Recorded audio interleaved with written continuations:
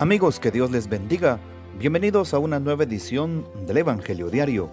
Estamos a miércoles 4 de febrero, en esta cuarta semana del tiempo ordinario. Y para hoy recordamos y celebramos en la liturgia de la Iglesia a San Andrés Corsini, obispo. Andrés, de la noble familia florentina de los Corsini, nació en 1301. Antes de nacer, su madre dijo que había visto en sueños a su hijo en figura de un lobo que se transformó luego en cordero. Parece que en su juventud Andrés fue arrogante, ocioso y pendenciero, pero después sintió un llamamiento irresistible a la mística paz del Carmelo. Un tío trató de hacerlo volver a la casa con la promesa de un excelente matrimonio. Entonces le contestó: ¿de qué me servirían esos bienes si no tengo la paz del alma? Andrés llevaba debajo del hábito un cilicio, que todavía hoy se conserva, e iba de puerta en puerta pidiendo limosna, aún en las casas en donde antes hacía fiesta con los amigos. Después de la ordenación sacerdotal fue enviado a la Universidad de París para completar sus estudios. Regresó de París robustecido, no solo culturalmente, sino también en el espíritu. Sus biógrafos narran que durante el viaje de regreso hizo algunas curaciones prodigiosas. Cuando llegó a Florencia, la ciudad estaba invadida por la epidemia de peste descrita por Boccaccio. Fue elegido superior provincial de la orden en 1348 y a los 2 años fue elegido obispo de Fiesole, pues el anterior había muerto de peste. Trató de rehuir el cargo porque se consideraba indigno y por eso se escondió en un yermo lejano, pero allí fue descubierto por un niño. Andrés interpretó ese episodio como una invitación a la obediencia y aceptó el nombramiento. Dirigió la diócesis de Fiesole durante 24 años, no siempre con la mansedumbre del Cordero, porque su rigor ascético y su total entrega al ministerio pastoral no siempre agradaba a los que no tenían excesivo celo en el servicio del Señor. Tuvo gran caridad para con los pobres.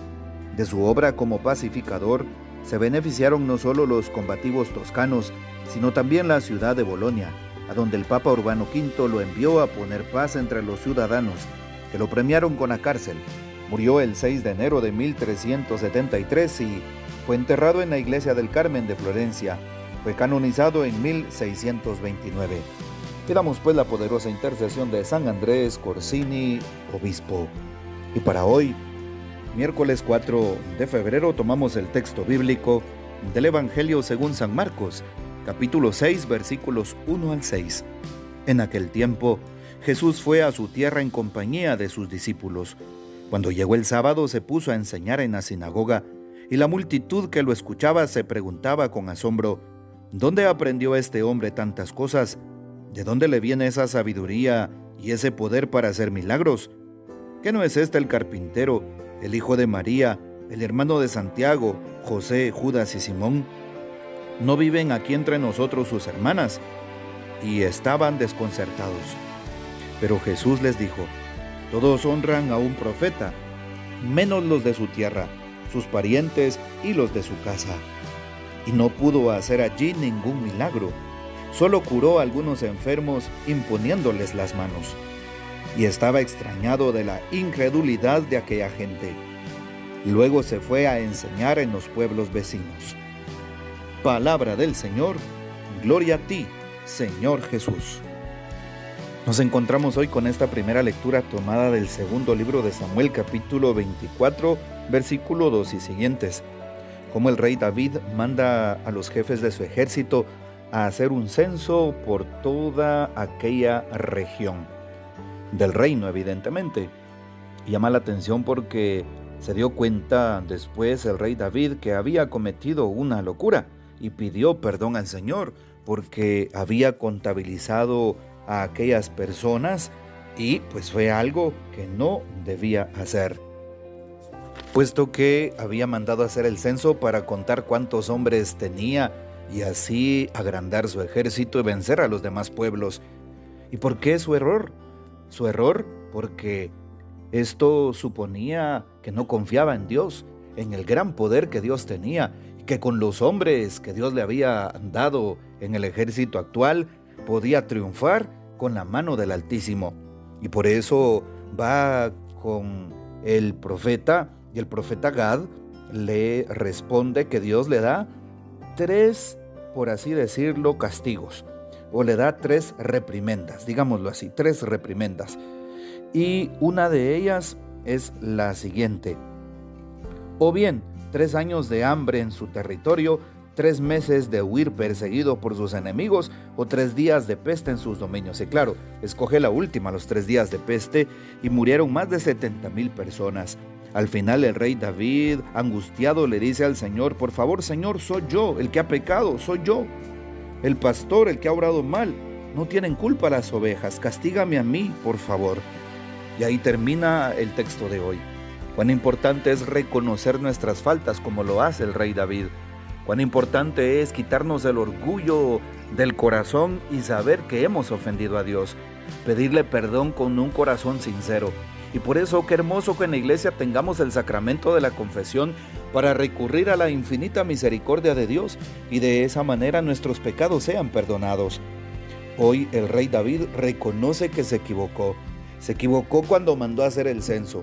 Se equivocó también cuando escogió aquella peste. Pues murieron 70,000 almas de forma, digámoslo así, inocente, por la decisión incorrecta de un rey. Cuán importante es saber que mis decisiones perjudican a los demás, y cuando cometo también un pecado grave, perjudico al prójimo. Y a veces no nos damos cuenta de ello.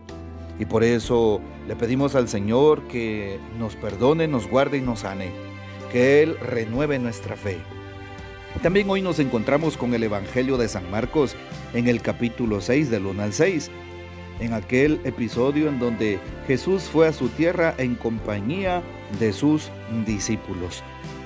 Así es, y nos damos cuenta cómo en sábado Él enseña en la sinagoga, y se preguntan asombrados sus coterráneos: ¿dónde este hombre aprendió tantas cosas? ¿De dónde esa sabiduría y ese poder? Y lo peor aún es que sabían a qué familia pertenecía. ¿No es este acaso el hijo de María y de José, el carpintero? ¿No son sus hermanos aquellos hombres que viven aquí? Y entonces nos damos cuenta de la falta de fe de aquellos conciudadanos del Señor, de aquellos que pertenecían a su pueblo de Nazaret. Y por eso Jesús se da cuenta y no puede hacer milagros en aquel lugar, por la falta de fe de aquellos hombres. Para que un milagro pase en mi vida, para que un signo evidente de la presencia de Dios llegue a mi existir en este momento, necesito confiar, necesito creer. Pero si mi fe está por los suelos como aquellos hombres que cuestionan, que señalan y que no creen, que no confían, evidentemente no se realizará ningún signo de la presencia de Dios. Porque dice el texto de hoy: Jesús estaba extrañado de la incredulidad de aquella gente y por eso se tuvo que ir a evangelizar a otros pueblos. Hoy el Señor nos hace un llamado a la fe, nos hace un llamado a la confianza en Él, un llamado a que nosotros pongamos en Él todo nuestro corazón, porque Él es el único que puede darnos lo que necesitamos. Y por encima de todo, de cualquier problema, de cualquier dolor, de cualquier persecución, de cualquier tormenta, de cualquier enfermedad, es Cristo el que tiene la última palabra. Incluso de cualquier pecado, de cualquier cadena que tengamos, es Cristo el que tiene la última palabra, siempre y cuando le permitamos actuar en nuestras vidas con voluntad propia.